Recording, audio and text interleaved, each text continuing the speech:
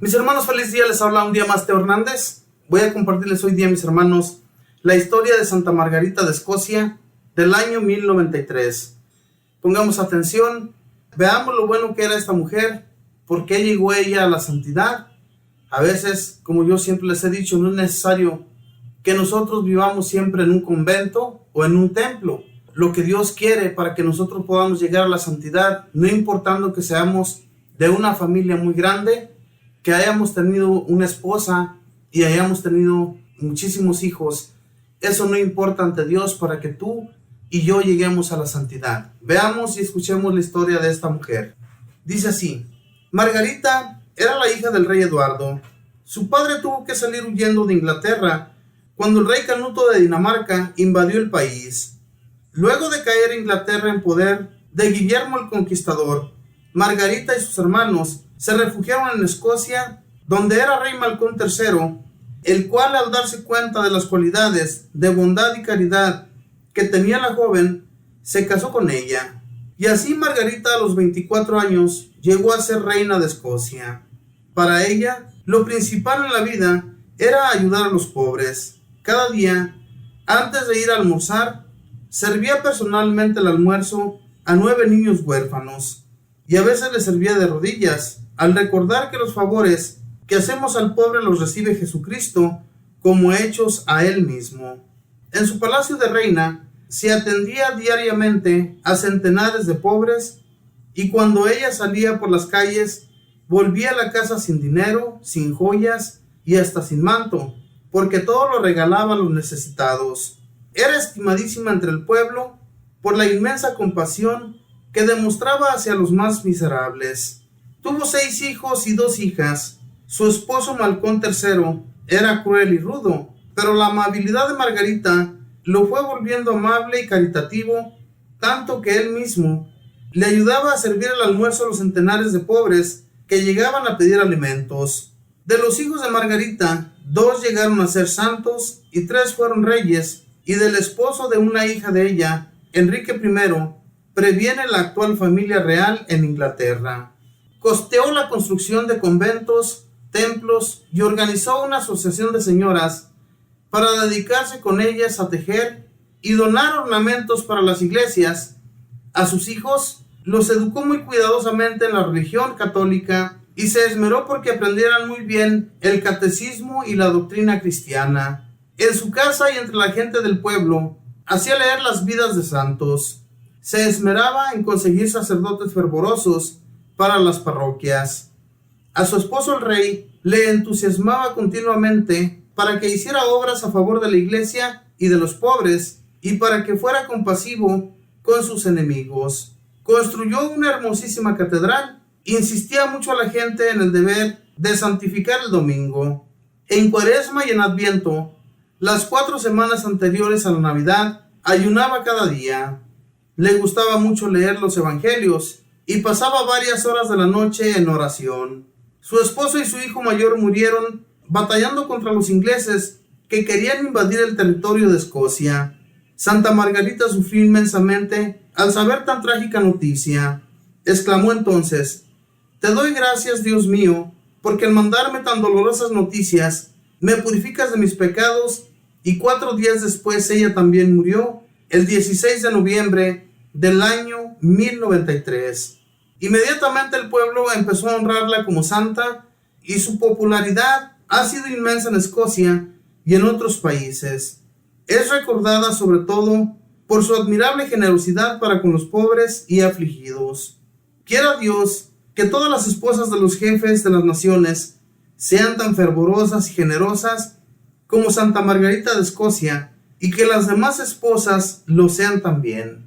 Esta fue la historia, mis hermanos, de Santa Margarita de Escocia, una mujer que tuvo que salir huyendo de su país, pero que llegó y se refugió con este hombre que se casó con ella. Y además, mis hermanos, era una mujer muy caritativa, ayudaba muchísimo a la gente pobre, algo que a muchos de los gobernantes de hoy en la actualidad les hace falta. ¿Cuántas personas, mis hermanos, no sufren hambre hoy en la actualidad? No es necesario ir a otros países más pobres que en el que nosotros vivimos para darnos cuenta de que en los países que vivimos hay mucha pobreza, hay mucha hambre, muchos de ellos no tienen qué vestir, no tienen con qué alimentarse, ni mucho menos pasar una noche en una cama. Hermanos, lo que Dios hace, lo hace perfecto, y gracias a que esta mujer, que sin querer fue desterrada, porque en realidad Dios, mis hermanos, va acomodando las cosas poco a poco sobre las familias.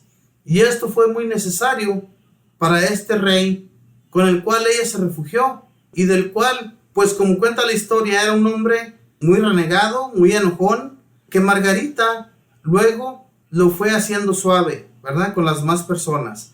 Lo fue suavizando. Yo me imagino que Margarita le hablaba muy bien, ¿verdad? De la gente pobre. Fíjense lo que ella hacía. Cuando ella era la hora del almuerzo, primero servía a 9 niños el almuerzo y además lo hacía de rodillas. Fíjense, muchos han de decir, pero ¿por qué se humilla de esa manera? Pero en realidad Jesús dice en los evangelios, ¿verdad?, que el que da al pobre haga de cuenta que se lo está haciendo a él mismo. Entonces este era el pensamiento que Santa Margarita tenía para con los pobres, que a quien le estaba sirviendo no era aquel pobre, sino al mismo Jesús que estaba en ese pobre. Ojalá y nosotros, hermanos, reflexionemos sobre todas estas cosas y nos damos cuenta que el ayudar al pobre es muy bueno. Ayudar no solamente al pobre, sino a todo el necesitado, ¿verdad? Hay mucha gente que tiene su familia, tiene su casa, tienen sus bienes, pero de repente, mis hermanos, les va mal en la vida, se quedan sin nada. Esas familias también hay que ayudarlas, no solamente porque ellos ya se quedaron sin nada. Hay veces que la gente comienza a criticar. No, es que esa gente era muy altanera, esa gente se quería mucho, en fin, tantas cosas que comenzamos a darles alas nosotros a la crítica.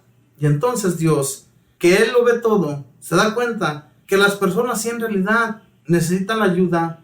Y cuando las personas, mis hermanos, le piden a Dios en sus oraciones, Dios no los abandona. Dios está allí para socorrerlos y siempre tienen lo necesario porque Dios es quien provee. Démonos cuenta de todo esto haciendo la prueba, ¿verdad? Pidiendo a Dios en nuestras oraciones y ser más fervorosos en nuestra oración, porque a veces somos muy fríos y a veces somos tibios.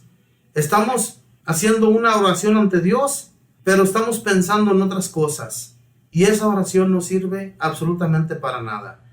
Entonces, imitemos, hermanos, a nuestras hermanas santas y a nuestros hermanos santos que siempre hicieron el bien, que nunca se dejaron llevar por la maldad, ni renegaban de nada cuando a ellos los maltrataban o cuando a ellos les negaban algo. En este caso, esta mujer era rica, pero fíjense bien lo que ella hacía. ¿Cuánta gente rica de hoy en la actualidad hemos escuchado que se esmere en ayudar a los pobres o construir conventos o templos para que la gente aprenda de Dios? Eso se ha estado perdiendo con los gobernantes.